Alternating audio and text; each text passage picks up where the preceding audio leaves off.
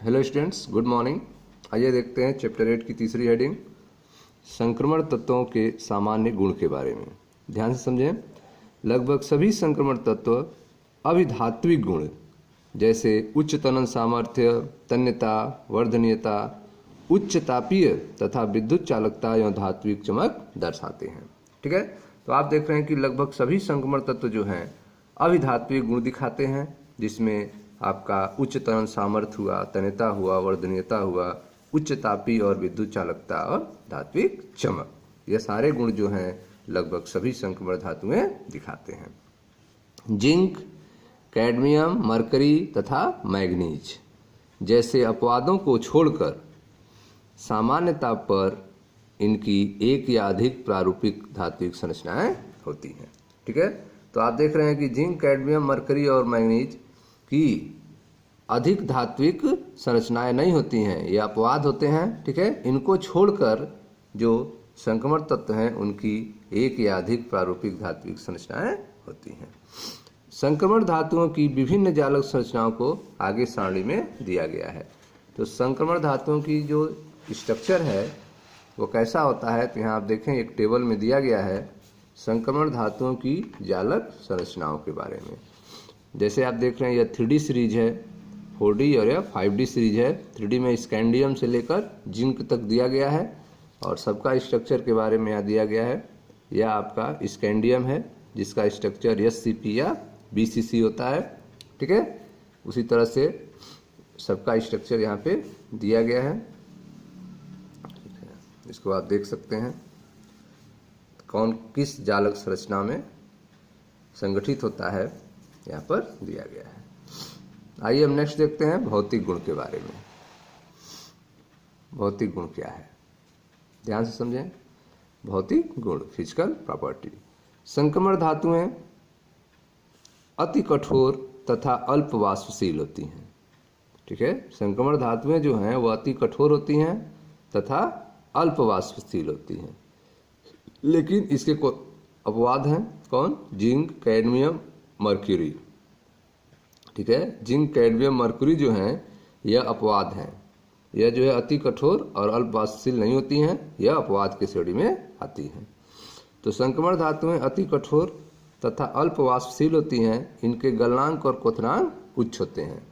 संक्रमण धातुओं के गलनांक और क्वथनांक का मान अधिक होता है। किसको छोड़ के? जिंक, कैडमियम, मर्क्यूरी को छोड़ के, ये अपवाद होते हैं। ठीक है, चित्र 8.1 में 3D, 4D, 5D श्रेणी के संक्रमण धातुओं के गलनांक दिए गए हैं। तो यहाँ पे आप देख रहे हैं एक फिगर है, ठीक है, जिसमें इनके गलनांक को दिखाया गया है। 3D, 4D और 5D के गलनांक को यहाँ दिखाया गया है। इसमें आप देख रहे हैं संक्रमण तत्वों के गलनांकों की प्रवृत्तियाँ। ठीक है, यहाँ पे परमाणु क्रमांक लिया गया है एक्स अक्ष पे, और वाई अक्ष पे आप देख रहे हैं गलनांक को लिया गया है। ठीक है, जैसे यहाँ पे 1 है, यहाँ पे 2 है, यहाँ पर 10⁻³ केल्विन यहाँ पे दिया गया है। यहाँ हो गया आपका 2 × 10⁻³ केल्विन। ठीक है, 3 × 10⁻³ केल्विन, इस तरह से आपको देखना है। तो इसमें आप ध्यान से देखें गलनांक जो है सबसे यहाँ पे 3 कलर में यूज किया गया है। तीनों अलग अलग है। पहले आपका 3D है, ठीक है, 3D है, उसके बाद आपका 4D का है और उसके बाद 5D का है। तो सबसे अधिक गलनांक आप देख रहे हैं जो है टंगस्टन का है। सबसे अधिक गलनांक किसका है? टंगस्टन का है, जो सबसे ऊपर दिख रहा है। ठीक है, और सबसे कम गलनांक आप देख रहे हैं इसमें यमन का है, मैग्नीज का, जो सबसे नीचे है। ठीक है, तो इस तरह से आप देख रहे हैं कि जैसे जैसे हम आवर सारणी में 3D सीरीज या 4D सीरीज या 5D सीरीज में आगे बढ़ते हैं, गलनांक के मान में परिवर्तन होते हैं। पहले गलनांक कम होते हैं, फिर बीच में जो है मान जो है बढ़ जाता है। ठीक है, बीच में गलनांक का मान बढ़ जाता है, फिर धीरे धीरे गलनांक जो है घटने लगते हैं। तीनों ग्राफ से आप देख रहे हैं। ठीक है स्टूडेंट्स, आइए आगे देखते हैं क्या लिखा हुआ है। उच्च गलनांक के कारण अंतरापरमाणविक, ठीक है, धात्विक बंधन में NS इलेक्ट्रॉन के अतिरिक्त N-1D कक्षकों के अधिक इलेक्ट्रॉनों की भागीदारी है। तो आप देख रहे हैं कि संक्रमण तत्वों के जो गलनांक होते हैं वे अधिक होते हैं, उच्च होते हैं, जिसके कारण जो है NS जो इलेक्ट्रॉन है वह तो भाग लेते ही हैं, उसके अलावा N-1D कक्षक के अधिक इलेक्ट्रॉन भी बंध बनाने में भाग लेते हैं। केवल मैग्नीज, ठीक है, केवल मैग्नीज तथा टेक्नेटियम, TC मतलब टेक्नेटियम, ठीक है, केवल मैग्नीज तथा टेक्नेटियम के अपवादों को छोड़कर किसी भी श्रेणी में धातुओं के गलनांक D5 विन्यास पर अधिकतम होते हैं। ठीक है, तो जब जो है D ऑर्बिटल में 5 इलेक्ट्रॉन आते हैं, D5 विन्यास आता है, तो उस समय गलनांक का मान क्या होता है? अधिकतम होता है। ठीक है, लेकिन अब इसके अपवाद कौन है? मैग्नीज और टेक्नेटियम। ठीक है, मैग्नीज और टेक्नेटियम को छोड़कर ये अपवाद हैं। किसी भी श्रेणी में धातुओं के गलनांक D5 विन्यास पर अधिकतम होते हैं तथा बढ़ते हुए परमाणु क्रमांक के साथ गलनांकों में नियमित रूप से कमी आती है। ठीक है, तो जैसे जैसे परमाणु क्रमांक बढ़ता है, परमाणु क्रमांक जो है जैसे जैसे बढ़ेगा तो गलनांक का मान क्या जाएगा? कमी होता जाएगा, घटता जाएगा। तीनों ग्राफ आप देख रहे हैं नीचे जा रहा है। तो जैसे जैसे परमाणु क्रमांक बढ़ता है गलनांक के नियमित रूप से कमी आती है।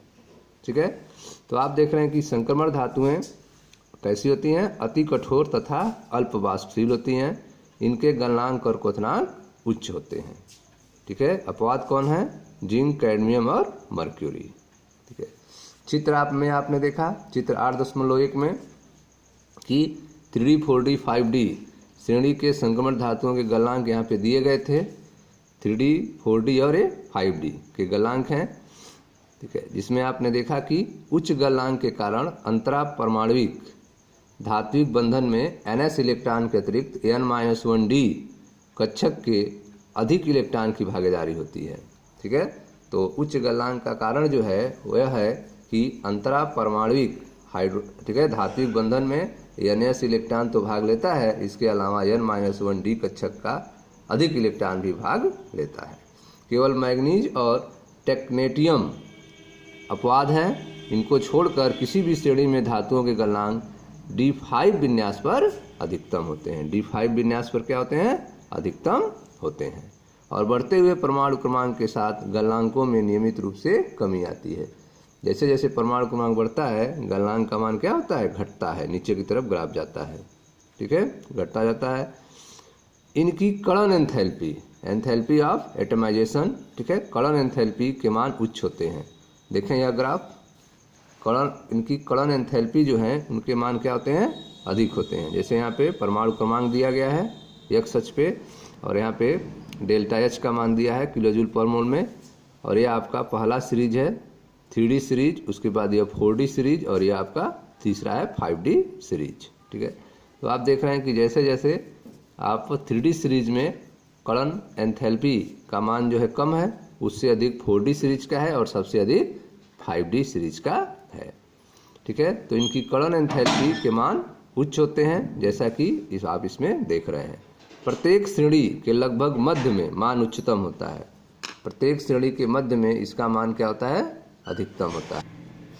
ठीक है स्टूडेंट्स, तो आप देख रहे हैं कि प्रत्येक श्रेणी के लगभग मध्य में, ठीक है, उच्चतम मान हो रहे हैं।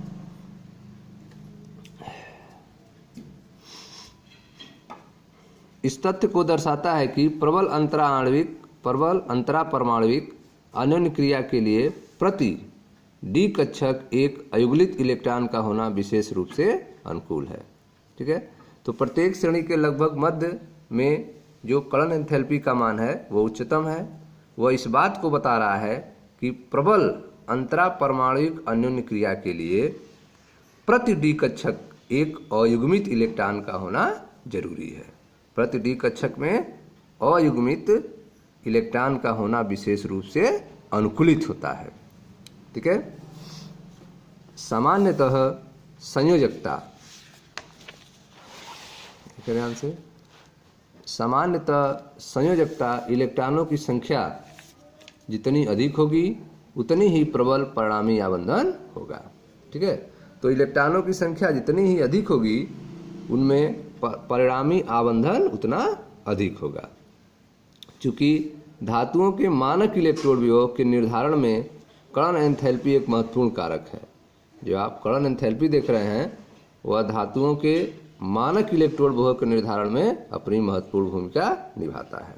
अतः बहुत उच्च कर्ण एंथैल्पी अर्थात बहुत उच्च क्वथनांक, ठीक है, बहुत उच्च कर्ण एंथैल्पी अर्थात बहुत उच्च क्वथनांक वाली धातुओं की प्रवृत्ति अभिक्रियाओं में उत्कृष्ट रहने की होती है। ठीक है, तो आप देख रहे हैं कि कर्ण एंथैल्पी जो है वह मानक इलेक्ट्रोड विभव के निर्धारण में महत्वपूर्ण भूमिका निभाता है। अतः जिसका कर्ण एंथैल्पी बहुत अधिक होगा अर्थात जिसका बहुत उच्च क्वथनांक होगा, ऐसी धातुओं की प्रवृत्ति अभिक्रियाओं में उत्कृष्ट रहने की होती है। ठीक है, उत्कृष्ट रहने की होती है। ठीक है, चित्र 8.2 के आधार पर एक अन्य सामान्य नियम निकाला जा सकता है। ठीक है, प्रथम संक्रमण श्रेणी के संगत तत्वों की तुलना में द्वितीय और तृतीय श्रेणी के तत्वों के कर्ण एंथैल्पी का मान अधिक है। तो अगर चित्र 8.2 को देखें तो इसमें जो प्रथम संक्रमण श्रेणी है 3D और यह 4D का है और यह 5D का है। तो प्रथम संक्रमण श्रेणी की तुलना में द्वितीय और तृतीय का मान क्या होता है? कर्ण एंथैल्पी का मान अधिक होता है। द्वितीय और तृतीय श्रेणी के कर्ण एंथैल्पी का मान अधिक होता है प्रथम की तुलना में। ठीक है, तो इस तरह से आप देख सकते हैं कि प्रथम संक्रमण श्रेणी के संगत तत्वों की तुलना में द्वितीय और तृतीय श्रेणी के तत्वों की कर्ण एंथैल्पी के मान अधिक होते हैं। यह भारी संक्रमण धातुओं के यौगिक में धातु धातु आबंधों के बहुधा बनने में एक महत्वपूर्ण कारक है। ठीक है, तो ऐसा होना जो है वह भारी संक्रमण धातुओं के यौगिक में धातु धातु बंध का बनने के लिए महत्वपूर्ण कारक है। धातु धातु के बीच में बंध बनने लगता है, इसके लिए यह एक महत्वपूर्ण भूमिका निभाता है, यह एक महत्वपूर्ण कारक है। ठीक है स्टूडेंट, तो यह था संक्रमण धातुओं के भौतिक गुण के बारे में। Thank you.